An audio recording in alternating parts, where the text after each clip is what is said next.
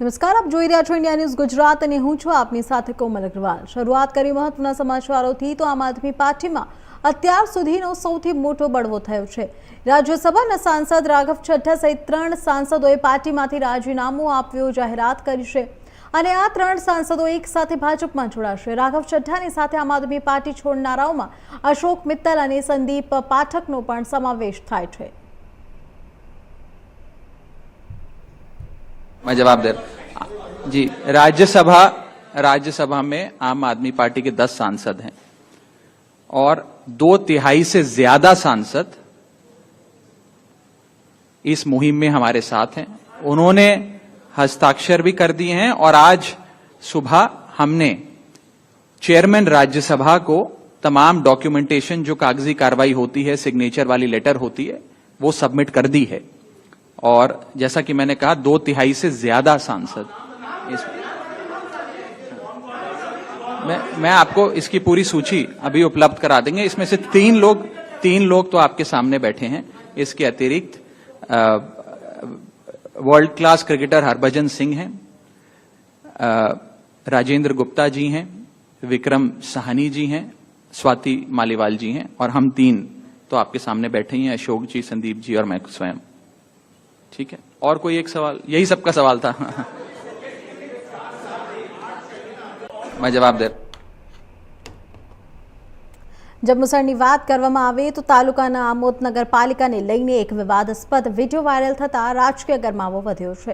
ભાજપના પૂર્વ પ્રમુખ જલપાબેન પટેલનો કહેવાતો વિડીયોમાં રૂપિયા માંગતા દેખાતા હોવાના આક્ષેપ ઉઠાવ્યા છે। વિડીયોમાં 40,000 નહીં પરંતુ 50,000 રૂપિયા આપવાની વાત તેમજ રૂપિયા આપો અને બિલ કાઢી જાવ જેવા શબ્દો બોલતા હોવાનો દાવો કરવામાં આવી રહ્યો છે। આ વિડીયો નગરપાલિકાના કોન્ટ્રાક્ટર મિલેશભાઈ મોદીએ વાયરલ કર્યો હોવાનું જણાવ મળ્યું છે। કોન્ટ્રાક્ટરે જણાવ્યું છે કે તેમણે વિધાનસભાના કામોના કોન્ટ્રાક્ટ લીધા હતા પરંતુ બિલો રકાઈ ગયા હતા અને બિલ પાસ કરવા માટે રૂપિયા માંગવામાં આવતા હોવાના આક્ષેપ સાથે આ વિડીયો સામે આવ્યો છે।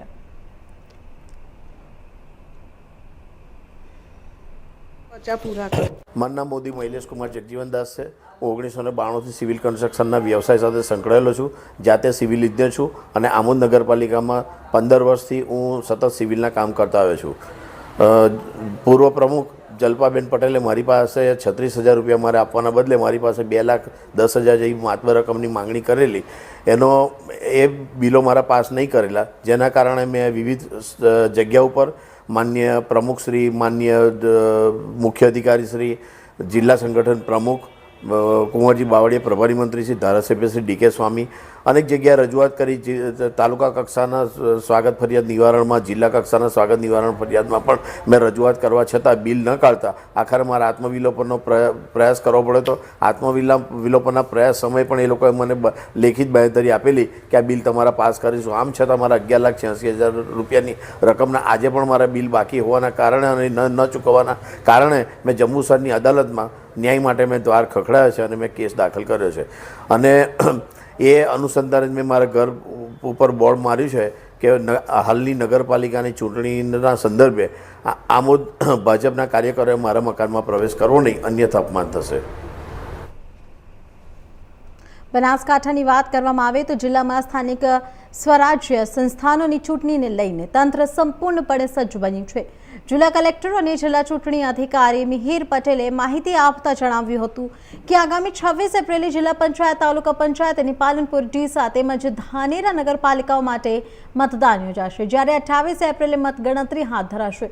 જિલ્લામાં કુલ 1,961 मतदान मथकों पर 15.99 લાખથી વધુ મતદારો પોતાના મતાધિકારનો ઉપયોગ કરશે। સમગ્ર પ્રક્રિયા પારદર્શક અને સુચારુ રહે તે માટે 15,000થી વધુ પોલિંગ સ્ટાફ, 35 ચૂંટણી અધિકારીઓ અને 51 મદદનીશ ચૂંટણી અધિકારીઓ ફરજ પર રહેશે। તો જિલ્લા કલેક્ટરે નાગરિકોને અપીલ કરતા કહ્યું હતું કે લોકશાહીના પવિત્ર તહેવારમાં દરેક મતદારે ઉત્સાહપૂર્વક અને નિર્ભયતાથી મતદાન કરીને લોકતંત્રને મજબૂત બનાવવું જોઈએ। સૌને નમસ્કાર। આગામી 26 એપ્રિલ 2026ના રોજ બનાસકાંઠા જિલ્લા પંચાયત 10 તાલુકા પંચાયત અને પાલનપુર, ડીસા અને ધાનેરા નગરપાલિકાની ચૂંટણી યોજાવા જઈ રહી છે. અંદાજે 1961 બૂથ ખાતે 15,000 કરતાં પણ વધારે પોલિંગ સ્ટાફ દ્વારા આ સમગ્ર જે ચૂંટણીની પ્રક્રિયા છે તેનું આયોજન થવાનું છે. બનાસકાંઠા જિલ્લાના આંગણે લોકશાહીના તહેવારની આ ઉજવણીમાં સક્રિય રીતે સહભાગી થઈ સૌ પોતાના મતદાનના પવિત્ર અધિકાર અને ફરજનો ઉપયોગ કરી બહોળી સંખ્યામાં મતદાન કરે તેવું હું બનાસકાંઠા જિલ્લાના સૌ મતદારો, યુવાનો, ભાઈઓ, બહેનો, વડીલોને અપીલ કરું છું. કચ્છની વાત કરવામાં આવે તો જિલ્લામાં સ્થાનિક સ્વરાજની ચૂંટણી 2026ને લઈને તંત્ર દ્વારા તમામ તૈયારીઓ પૂર્ણ કરી દેવામાં આવી છે. આપને જણાવી દઈએ કે જિલ્લામાં ચૂંટણી અધિકારી અને કલેક્ટર આનંદ પટેલે પત્રકાર પરિષદમાં માહિતી આપતા જણાવ્યું હતું કે ગાંધીધામ મહાનગરપાલિકામાં પ્રથમ વખત ચૂંટણી યોજાઈ રહી છે, તો જેમાં 13 વોર્ડની કુલ 52 બેઠકોમાંથી એક બેઠક બિનહરીફ જાહેર થઈ છે અને બાકીની 51 બેઠકો પર 158 ઉમેદવારો વચ્ચે બિનહરીફાઈ થશે. ભુજ, માંડવી, મુદ્રા, અંજાર અને નખત્રાણા નગરપાલિકાની ચૂંટણી પર યોજનાર છે. ભુજ નગરપાલિકાની 172 બેઠકોમાંથી 157 બેઠકો પર 356 ઉમેદવારો વચ્ચે સ્પર્ધા થશે, જ્યારે 15 બેઠકો બિનહરીફ થઈ છે. ચૂંટણી પ્રક્રિયા પારદર્શક અને સુરક્ષિત રીતે પૂર્ણ થાય તે માટે વહીવટી અને પોલીસ તંત્ર દ્વારા કડક વ્યવસ્થાઓ ગોઠવવામાં આવી રહી છે. जैसा आप सभी जानते हैं कि 26 तारीख को आगामी जो अनेक स्वराज्य के चुनाव होने वाले हैं, के लिए पश्चिम कच्छ पुलिस पूरी तरह से तैयार है और पुलिस का महकम भी हम लोगों ने निर्धारित कर लिया है. इसमें 1 SP, 4 DYSP, 25 pi, 45 PSI, 1217 police constable और 1279 होमगार्ड जीआरडी, कुल मिलाकर के इतना स्टाफ हम लोगों ने पूरी प्लानिंग कर ली है और हम पूरी तरह से हमारा डिप्लॉयमेंट प्लान रेडी है और हम प्रिपेयर्ड हैं एक अच्छे से इलेक्शन को कंडक्ट करवाने के लिए. तो ये हमारी तैयारियां हैं. बाकी सभी जानकारियां कलेक्टर साहब को दे दी.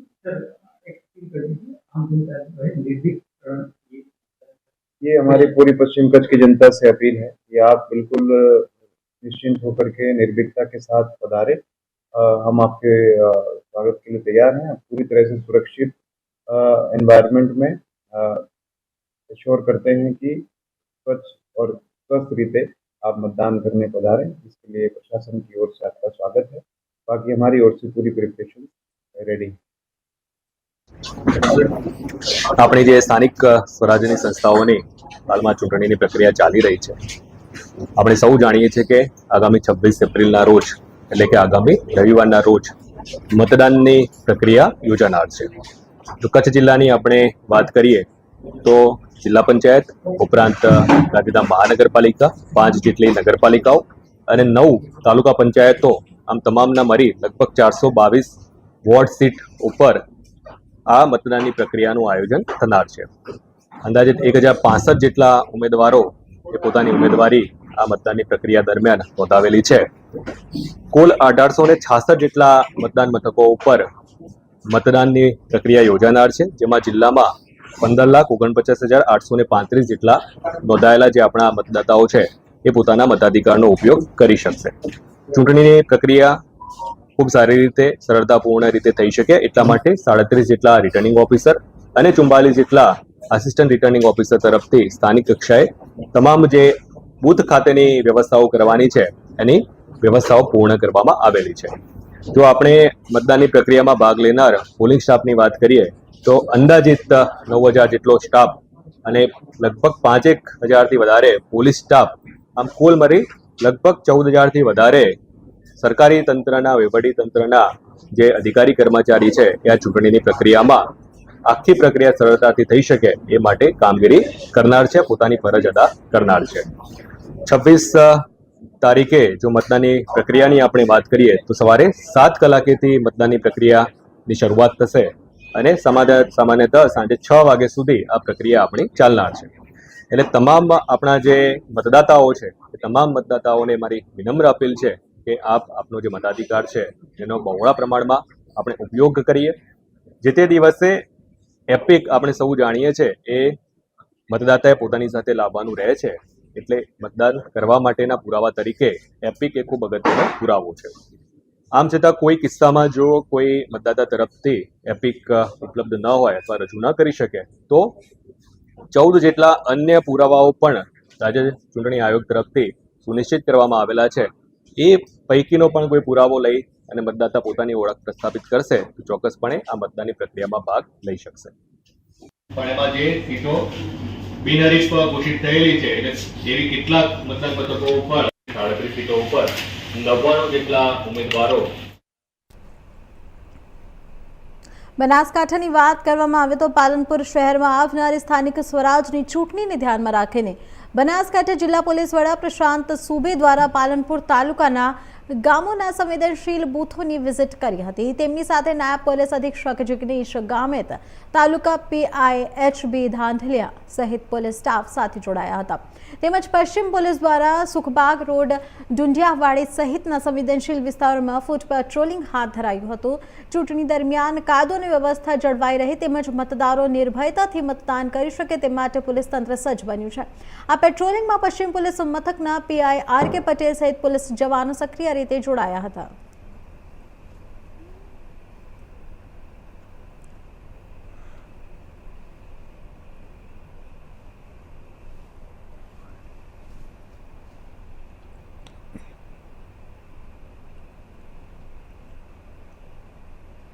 દ્વારકાની વાત કરવામાં આવે તો ખંભાળિયામાં આજે વાલ્મીકી સમાજ દ્વારા સામાજિક એકતાને નવી રાહ ચીંધતો એક ઐતિહાસિક કાર્યક્રમ યોજાયો છે. સમાજમાં કરકસર અને સંગઠનનો સંદેશ પરસાવવા હેતુથી ખંભાળિયાના ઇતિહાસમાં પ્રથમ વખત વાલ્મીકી સમાજ દ્વારા ભવ્ય સમૂહ લગ્નનું આયોજન કરવામાં આવ્યું, જેમાં અનેક મહાનુભાવોની ઉપસ્થિતિમાં નવદંપતીઓને પ્રભુતામાં પગલા પડ્યા. ખંભાળિયાની ધરતી પર આજે એક નવો ઇતિહાસ રચ્યો છે.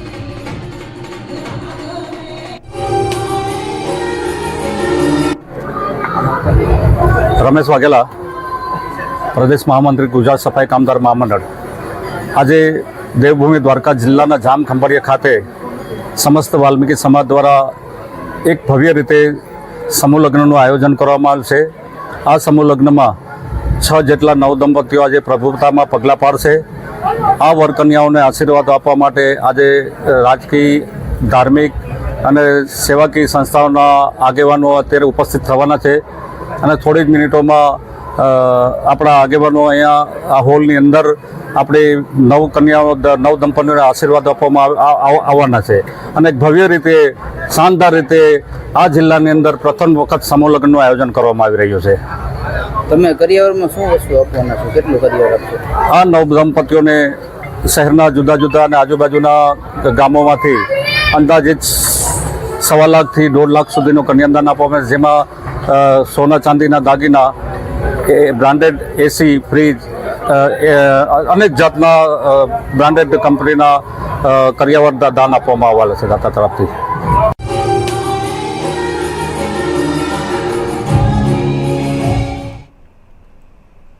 હાલ ખબરોમાં આગળ વધી આણંદની વાત કરવામાં આવે તો જિલ્લાના સોજિત્રા તાલુકાના પાડજ ગામમાં રિક્ષા ચાલક યુવાનની હત્યાનો ભેદ પોલીસે ગણતરીના દિવસોમાં જ ઉકેલી નાખ્યો છે. મૃતક ગોપાલ સોલંકીનો મૃતદેહ ડભોઈ ગ્રામ નજીક મળ્યા બાદ પોલીસે તપાસ શરૂ કરી હતી. તપાસ દરમિયાન સામે આવ્યું કે ગોપાલનો પરિણીતા હંસાબેન સાથે પ્રેમ સંબંધ હતો, જેની જાણ થતાં જ હંસાબેનના પતિ સુરેશભાઈ તળપદાએ પોતાના મિત્ર વિજયભાઈ સાથે મળીને ગોપાલની હત્યાની યોજના બનાવી હતી. હત્યાનો બનાવ બન્યો હતો. પોલીસ દ્વારા ગણતરીના દિવસોમાં જ આરોપીઓને ઝડપી પાડવામાં આવ્યો છે. શું કહેશો? ગઈ 16/4/2026ના રોજ સુજેતા ખાતે એક અકસ્માત મોતનો ગુનો દાખલ કરવામાં આવ્યો હતો, જેમાં મરણ જનાર છે એ એમની રિક્ષા લઈને જતા હતા અને સોજિત્રા નાયરા પેટ્રોલ પંપ આગળ એ નીચે પડી ગયેલા અને મોઢામાંથી ફીણ આવતું, જે આધારે 108ને કોઈ કોલ કરેલો અને એમને હોસ્પિટલ લઈ ગયેલા, જ્યાં એમને મૃત જાહેર કરવામાં આવેલા હતા. આ અકસ્માત મોતની તપાસ ચાલુ હતી તે દરમિયાન પીએસઆઈ શ્રી ચૌધરી છે એ તપાસ કરી રહ્યા હતા અને એમને એ જે આ મરણ જનાર છે એની કોલ ડિટેલ અને જે જગ્યાના લોકેશન ઉપર બનાવ બન્યો છે એના લોકેશન આધારે જે કોલ ડિટેલની તપાસ કરી તો એમાંથી ખરેખર હકીકત એવી તપાસમાં બહાર આવી છે કે જે મરણ જનાર છે એમને આરોપીના પત્ની સાથે રિલેશન હતા, જેની આરોપીને ખબર પડી ગઈ. એટલે આરોપીએ પ્લાન કરી અને મરણ જનાર છે એને રાત્રે 1 વાગે એના આરોપીના ઘરની નજીકમાં બોલાવડાવેલા એમની પત્ની મારફતે. અને આરોપી જે છે સુરેશ રમેશભાઈ તળપદા એણે અને એના મામા છે, કુટુંબી મામા વિજયભાઈ કનુભાઈ તળપદા, આ બંને ભેગા થઈ અને પ્લાન કરી અને જે મરણ જનાર છે રાત્રે 1 વાગે રિક્ષા લઈને આવેલા અને આરોપીના ઘર તરફ જઈ રહ્યા હતા. એ દરમિયાન પાછળથી જાડી પાઇપ અને લાકડાથી હુમલો કરી અને એમને ઈજા કરી અને પછી ત્યાંથી એ લોકો નીકળી ગયેલા. અને જે મરણ જનાર છે એ સારવાર દરમિયાન ગુજરી ગયેલા. અને આ આખી જે તપાસ જે છે એ કોલ ડિટેલ આધારે તપાસમાંથી આ હકીકત જણાઈ આવેલી, જે આધારે આ બંને આરોપીને એરેસ્ટ કરેલા છે. અને જે આરોપીઓ 27/4/2026 17 સુધીના પોલીસ રિમાન્ડ પર છે.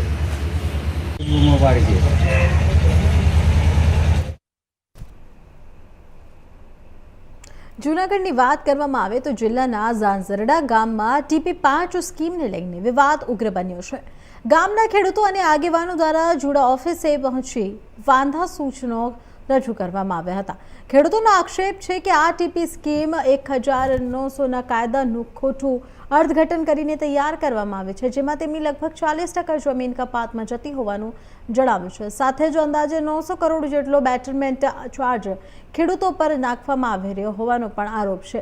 જુડા ઓફિસ દ્વારા નકશા દિવાલ પર લગાવી ખેડૂતોને માત્ર 7 દિવસમાં વાંધા રજૂ કરવા કહેવામાં આવ્યું છે. ખેડૂતોનું કહેવું છે કે 40% જમીન કપાતનો કોઈ કાયદો નથી અને સમગ્ર પ્રક્રિયામાં છેતરપિંડી થઈ રહી છે.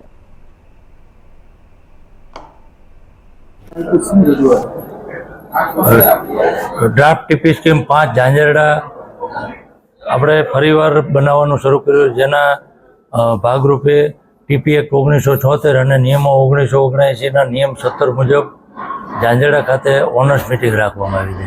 અને ત્યારે આપણે દરેક ખેડૂત ભાઈઓને વધુ સમય મળી રહે એના ભાગરૂપે 27/4/2026ના સાંજના 6 અને 10 કલાક સુધી વાંધા અરજીઓ સ્વીકારવામાં આવશે એવું આપણે જણાવેલ.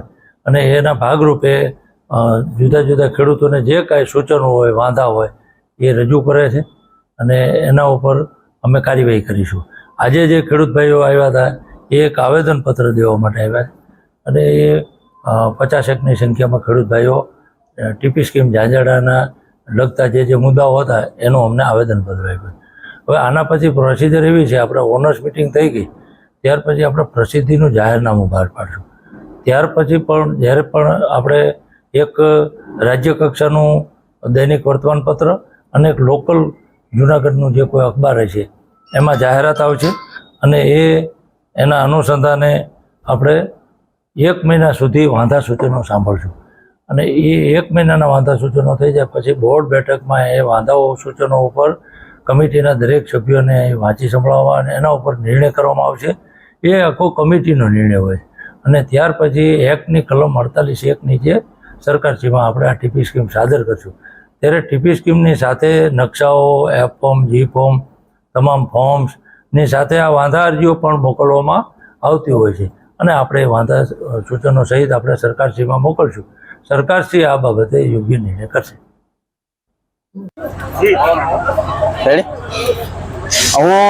મારું નામ અશોકભાઈ ગોરધનભાઈ કાચા, ઝાંઝરડા ગામનો રહેવાસી છું. અમારા ગામમાં મોટે ભાગે બધા ખેડૂતો જ રહે છે અને ખેડૂતોને આ ટીપી બાબતની કોઈ પણ જાણકારી કે માહિતી હોતી નથી. ફક્ત એક નોટિસ આપે અને નોટિસમાં અડધું ઇંગ્લિશમાં અડધું ગુજરાતીમાં લખેલું હોય તો ખેડૂતોને કાંઈ પણ ખબર પડતી નથી અને ખેડૂતોને સીધા કહે કે ભાઈ તમારે આ તારીખે મિટિંગમાં આવી જવાનું અને 2 વર્ષ સુધી એ લોકો નકશા બનાવે અને એ લોકોની તૈયારી કરે અને અમને ફક્ત કલાક કે 1.5 કલાક કે 2 કલાકનો ટાઈમ આપી અને અમને એમ કહી દે ખેડૂતોને કે આ તમે આ નકશો છે આમાં તમે સમજી લ્યો અને આ તમારી જમીન આમાંથી કપાવવાની છે કે તમારે આમાં પૈસા ભરવાના. તો ખેડૂતને આ બાબતની કોઈ પણ જાણકારી હોતી નથી. તો ખેડૂતો જે છે એને પૂરી જાણકારી આપો, પૂરો સમય આપો અને આજે વાંધા અરજી દેવાનો સમય એ લોકો એમ કે ભાઈ આજે મીટિંગ છે તો તમે 7 દિવસમાં વાંધા અરજી દઈ જાઓ. પણ વાંધા અરજીમાં કે નોટિસમાં જો ખેડૂતને કઈ પણ જાતની ખબર જ નહીં પડતી હોય તો એ 7 દિવસમાં વાંધા અરજી કેમ તૈયાર કરે અને કઈ રીતના વાંધા અરજી દેવા આવે, એ અમારો એક પ્રશ્ન છે કે આ જે ટીપી તૈયાર કરવા વાળા સાહેબો હોય કે જે હોય એમને એવી અમારી રજૂઆત છે કે તમે જે પણ મિટિંગ કરો એનું અગાઉ આયોજન કરો, ખેડૂતોને અગાઉ જાણ કરો અને એની પૂરતી માહિતી આપો. કોઈ પણ જાતની માહિતી ખેડૂતોને આપવામાં આવતી જ નથી. ફક્ત નકશો ત્યાં લગાડી દે છે. હવે એ નકશો એ રીતનો અટપટો હોય છે કે એમાં ખેડૂતોને એનું પોતાની જમીન કે પોતાનું મકાન પણ એમાં એને ખબર નથી પડતી કે ભાઈ મારી જમીન ક્યાં છે ને મારું મકાન ક્યાં છે. તો આવા જે ભણેલા ગણેલા ન હોય એ ખેડૂતને પહેલા પૂરતી માહિતી આપો અને ત્યારબાદ જ તમે આ બધું મિટિંગોની તૈયારી કરો, એવી અમારી રજૂઆત છે. વડોદરાની વાત કરીએ તો મ્યુનિસિપલ કમિશનરની ઉપસ્થિતિમાં વડોદરા મહાનગરપાલિકા દ્વારા શહેરને સ્વચ્છ અને સુંદર બનાવવા હેતુથી 1 ડે 1 રોડ અભિયાન ચલાવવામાં આવી રહ્યું છે. જે અંતર્ગત આજરોજ પશ્ચિમ ઝોનમાં સફાઈ ઝુંબેશ હાથ ધરવામાં આવી હતી. નીલાંબર સર્કલથી યશ કોમ્પ્લેક્સ સુધીના માર્ગ પર આ કામગીરી કરવામાં આવી હતી.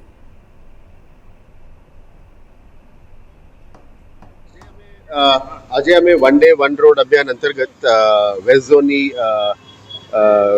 નીલાંબર સર્કલથી યશ કોમ્પ્લેક્સ સુધીનું લગભગ 4-4.5 કિલોમીટરનું 1 ડે 1 રોડ અભિયાન અંતર્ગત સફાઈ અભિયાન અમે શરૂ કરી દેવામાં આવ્યું છે. એમાં રોડ લાઇન માર્જિન ઉપર આવતા દબાણો પણ દૂર કરવામાં આવી રહ્યા છે. એટલે રોડ લાઇન માર્કિંગ પણ પેરેલલી આના સાથે સાથે ટાઉન પ્લાનિંગ ડિપાર્ટમેન્ટ અને રોડ ડિપાર્ટમેન્ટ માર્કિંગ કરશે. અને આ 4 કિલોમીટર દરમિયાન આપણે ડિવાઈડર્સમાં પણ ક્લિનિંગનું કામગીરી લેવામાં આવ્યું છે. સાથે સાથે જે 5 વર્ષ જૂના જે ગ્રિલ્સ છે જેનાથી ઝાડનું પણ ટાઈટ થઈ ગયું છે એને પણ ખોલીને નવું ગ્રિલ્સ પણ નાખી રહ્યા છે. સાથે સાથે આપણે પ્લાન્ટેશનનું એક ઝુંબેશ કાર્યક્રમ પણ આજે લીધેલા છે. સ્થાનિક એનજીઓસને પણ સાથે રાખીને આ કામગીરી કરવામાં આવી રહ્યા છે. લોકોને સાથે જોડીને કામગીરી કરવાનું આ અભિયાનને આપણે નવું એક રૂપ આપી રહ્યા છે. ફક્ત વીએમસીના સ્ટાફ સિવાય જાગૃત નાગરિકો, એનજીઓસ, આપણા સ્કૂલના ઇકો ક્લબ વોરિયર્સ બધાને અમે ઇન્વોલ્વ કરીએ છીએ. બાળકોને ફક્ત અમે ઇકો ક્લબના બાળકોને જે કેમ્પેનિંગમાં અને સ્વચ્છતાનું અભિયાન અને ગ્રીનિંગ ડ્રાઈવ માટે જેમની જે જનજાગૃતિ લાવવું જોઈએ એ જ માટે વાપરીએ છીએ. પણ ઘણા બધા સિવિલિયન્સ અને એનજીઓસ આપણા સાથે સફાઈમાં પણ આજે જોડી રહ્યા છે. આનંદની વાત છે કે ધીરે ધીરે 1 ડે 1 રોડ લોકોમાં પણ એક જાગૃતિ અભિયાન લાવી રહ્યા છે. સાથે સાથે આપ જોઈ શકો છો કે આજ લગભગ 1 મહિના ઉપર થઈ ગયું છે. લગભગ 2.5 મહિનામાં આ ઝુંબેશ ચાલી રહ્યા છે. દરેક વોર્ડ્સ, દરેક રોડ્સમાં અત્યારે આ કામગીરી શરૂ છે. આજે વેસ્ટ ઝોનમાં કરવામાં આવી છે અને આ ઝુંબેશ ચાલુ રહેશે જેથી કરીને આપણે વડોદરાને વધારે સ્વચ્છ પણ કરી શકાય, વડોદરાને વધારે ગ્રીન કરી શકાય. અને જે પોલ્યુશન વિરુદ્ધનું જે કાર્યવાહી છે એ બાબતમાં આપ જાણો છો કે આપણે પહેલા તબક્કામાં ઇલેક્ટ્રિક બસીસની લાવવાની કરી હતી. હવે આ ડસ્ટ પોલ્યુશન બધું દૂર કરવા માટે કડક પેનલ્ટી પણ લેવામાં આવી રહ્યા છે. કન્સ્ટ્રક્શન જગ્યા ઉપર જે પણ ધૂળ ઉડે છે એના ઉપર પણ પેનલ્ટી લેવામાં આવે છે. અને આ ધૂળ મીટીને કાઢ્યા પછી આવનારા દિવસમાં અમે સ્મોક ગન્સ પણ સિટીમાં લાવવાના છે જેથી કરીને ધૂળ ઉડાવવા ઉપર આપણે એસટીપી રેઝિડ્યુઅલ વોટરથી છટકાવીશું અને ધીરે ધીરે સિટીમાં પોલ્યુશનને કંટ્રોલમાં લાવવાનો આ મહેનત છે. મીડિયાના મિત્રોને આભાર કે આપ પણ આવીને આપણા સાથે જોડ્યા. મીડિયાના મિત્રો મારફતે અમે વડોદરાના નાગરિકોને પણ આપણે સાથે જોડવાનું માંગીએ છીએ કે આવો આપણે સાથે મળીને વડોદરાને વધારે સ્વચ્છ બનાવીએ અને સુંદર પણ બનાવીએ. હાલ સમાચારમાં આટલું જ. વધુ સમાચાર માટે જોતા રહો ઇન્ડિયા ન્યૂઝ ગુજરાત, ગુજરાતની ધડકન. નમસ્કાર.